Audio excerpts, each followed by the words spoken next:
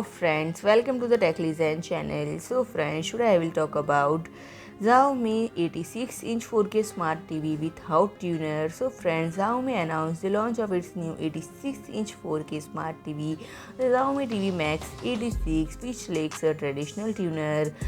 It features a 120Hz refresh rate and enhancing the viewing experience of fast-paced content such as sports, action movies, and competitive gaming. This is further supported by a 4K 120Hz MEMC technology, which provides millisecond level frame interpolation for a smoother display of high-speed images. And this model also incorporates full array local dimming technology, which controls the lighting of LEDs in individual sections to enhance contrast and details in darker scenes. And the display specification include a DCI P3 color gamut and a color depth of 1.07 billion colors. It offers wide viewing angles of 178 degrees both horizontally and vertically.